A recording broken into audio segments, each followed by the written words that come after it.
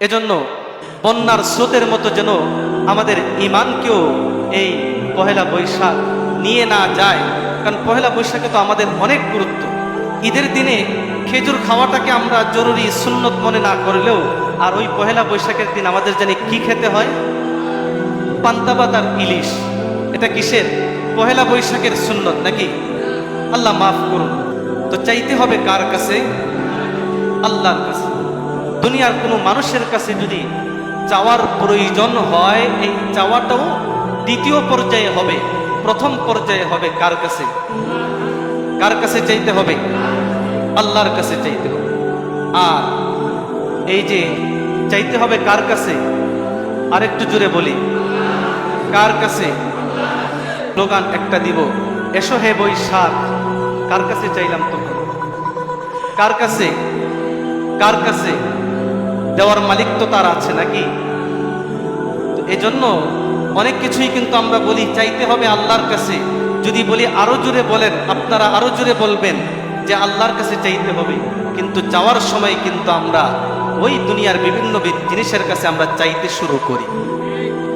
এজন্য যেই সমস্ত জিনিস একমাত্র দেওয়ার ক্ষমতা আমার আল্লাহর, সেই সমস্ত জিনিসের ক্ষেত্রে যদি আপনি দুনিয়ার কোনো মানুষের কাছে চান, তাহলে সেটা হবে হারাম এবং শিরিক। কি হবে? শিরিক। কারণ আমার আপনার জীবনের কল্যাণ অকল্যাণ সব কিছুর মালিক একমাত্র কে? আল্লাহ। আল্লাহ তাআলা পবিত্র কোরআনে কারীমের সূরা আনআমের 17 নম্বর আয়াতের মধ্যে তিনি বলেছেন, ওয়া ইয়ামসাসকাল্লাহু বিদুররিন ফালা কাশিফা লাহু ইল্লা হু। তোমার জীবনে যদি কোনো অভাব চলে আসে, তাহলে সেই অভাব আল্লাহ ছাড়া আর কেউ দূর করতে পারে? আল্লাহর এই বক্তব্যের সাথে আপনারা কি একমত না?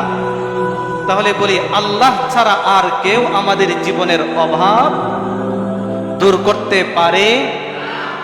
ওয়া ইউরিদকা বিখাইরিন ফালা রাদ্দা লিফাদলি।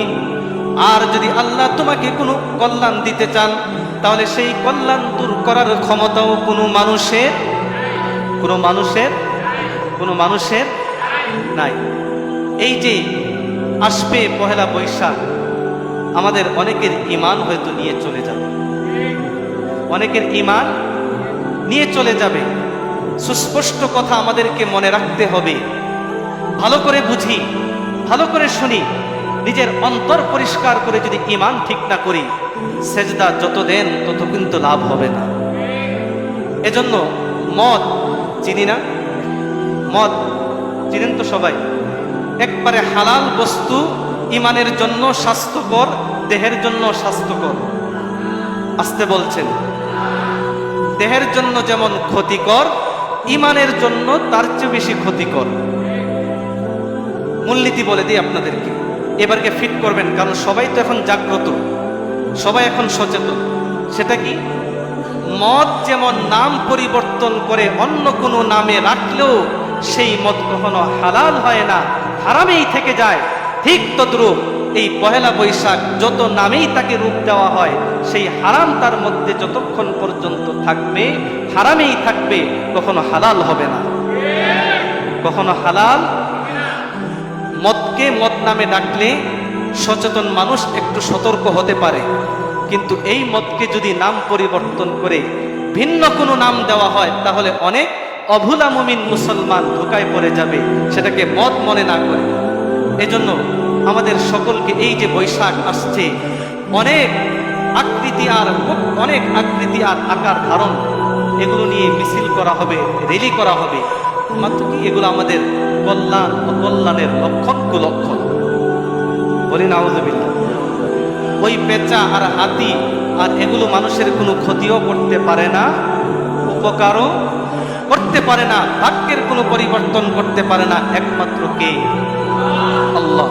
এজন্য বন্যার স্রোতের মতো যেন আমাদের ঈমানকেও এই পহেলা বৈশাখ নিয়ে না যায়। কারণ পহেলা বৈশাখে তো আমাদের অনেক গুরুত্ব। ঈদের দিনে খেজুর খাওয়াটাকে আমরা জরুরি সুন্নত মনে না করলেও, আর ওই পহেলা বৈশাখের দিন আমাদের জানি কি খেতে হয়? পান্তা ভাত আর ইলিশ। এটা কিসের? পহেলা বৈশাখের সুন্নত নাকি? আল্লাহ মাফ করুন। এজন্য আমাদের সকলকে এই ধরনের অপসংস্কৃতি, যেগুলো আমাদের মুসলমানদের সংস্কৃতির সাথে মিলে না, এগুলো আমাদের সকলকেই পরিত্যাগ করতে হবে। এবং সাথে সাথেও যে সমস্ত কথা কোরআন হাদিস থেকে বলা হয় সেগুলোর প্রত্যেকটার সাথে আমাদের একমত থাকতে হবে। দ্বিমত থাকলে আমার কোনো লাভও নেই, আমার কোনো ক্ষতিও নেই। যায় দ্বিমত করবে তার ঈমান থাকবে, তার ঈমান চলে যাবে। আমার বলার দায়িত্ব আপনাদের সকলকে সতর্ক করা প্রয়োজন। এজন্য আপনাদের সকলকে ইমাম হিসাবে সতর্ক করার জন্য কোরআন হাদিসের দৃষ্টিতে বললাম, যেই সমস্ত বিষয়ে আমাদের ঈমান চলে যেতে পারে, যেগুলো মুমিনের শান নয়, সেগুলো একজন পাক্কা মুমিন কখনো করতে পারে না। পারবো তো ইনশাআল্লাহ? আল্লাহ রব্বুল আলামিন আমাদের সকলকে কোরআন সুন্নাহ বুঝার তৌফিক দান করেন এবং বিভিন্ন অপকৌশল, বিভিন্ন কৌশল ষড়যন্ত্র আমাদেরকে বুঝার তৌফিক দান করেন। আমিন।